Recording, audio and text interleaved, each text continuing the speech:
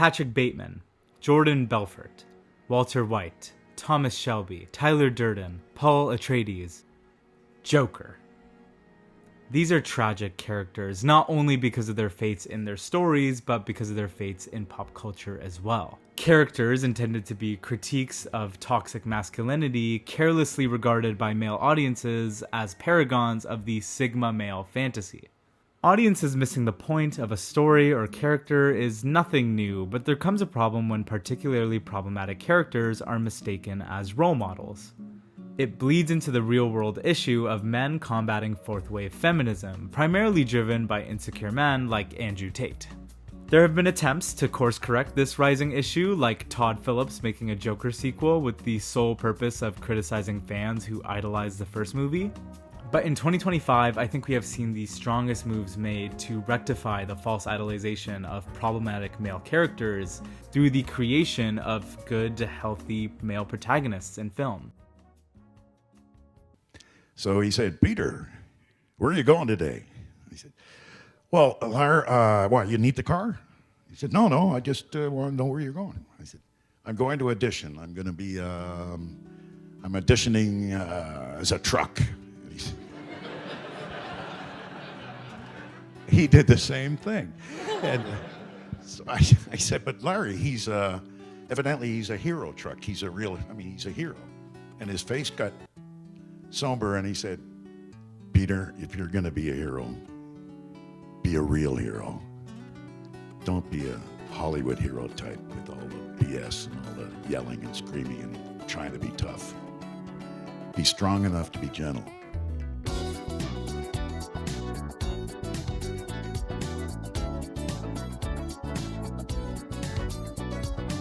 Every guy should want to be Ethan Hunt.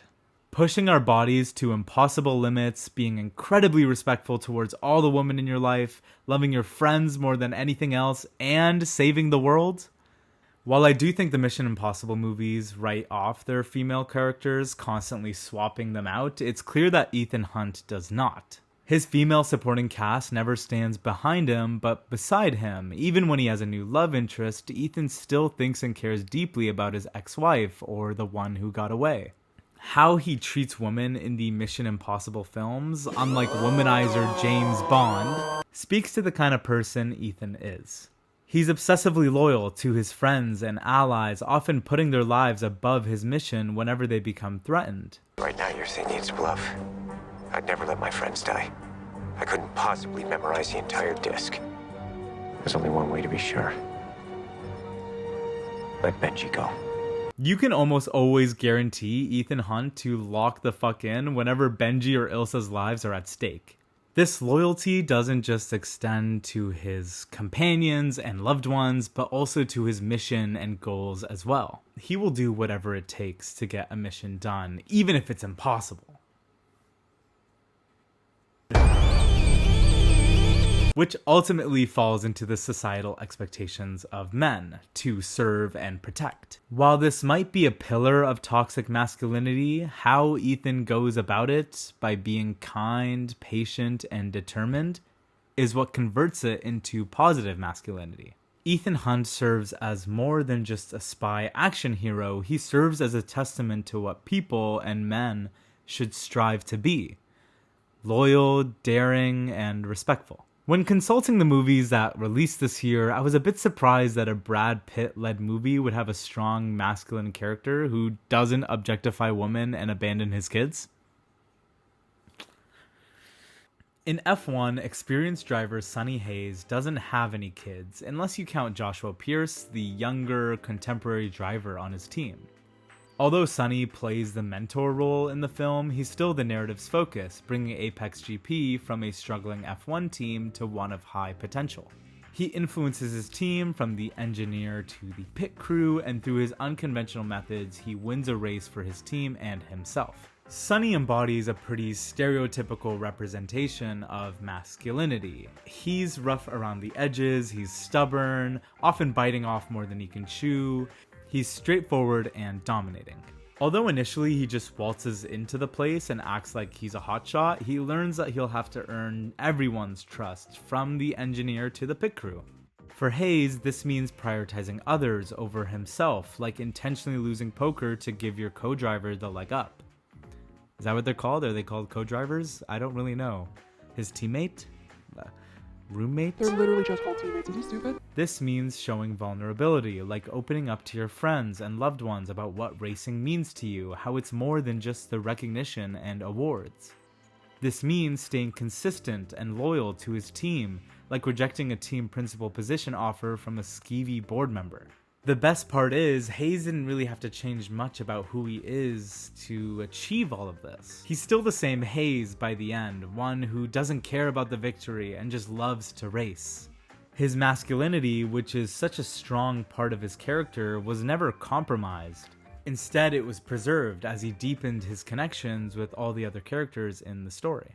In one of the strongest pushes for positive masculinity, we have 2025's Superman. Before we were blessed with this depiction, Superman was co-opted by Zack Snyder and his fanbase to be this stoic, unemotional, strong, masculine, manly man. Cavill's Superman, although presented as a superpowered alien struggling with his own humanity, essentially represents what the patriarchy claims a man should be. It's authority, it's stoicism. It's being burdened with inherent power and strength. In some ways, it actually makes for an interesting gender study on this version of Superman who struggles to connect with humanity because of it.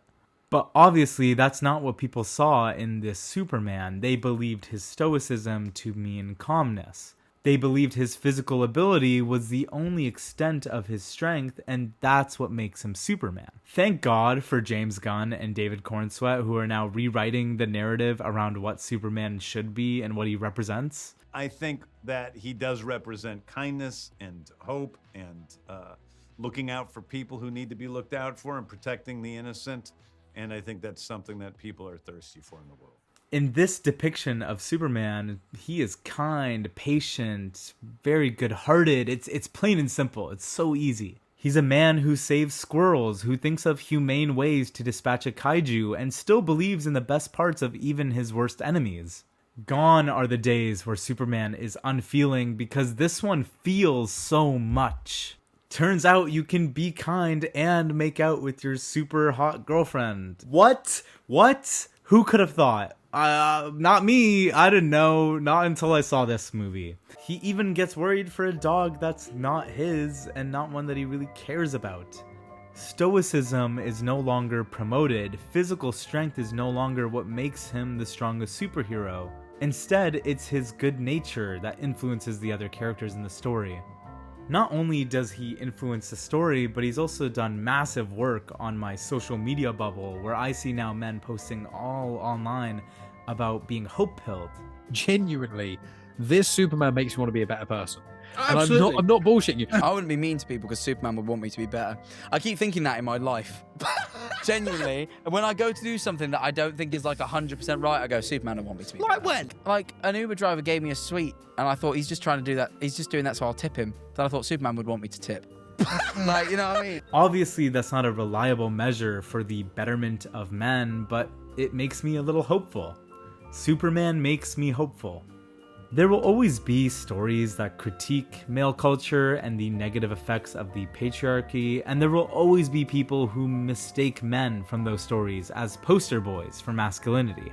However, the year isn't even over, and the effort of peddling back on toxic masculinity with healthy examples of men in media has made some strong progress.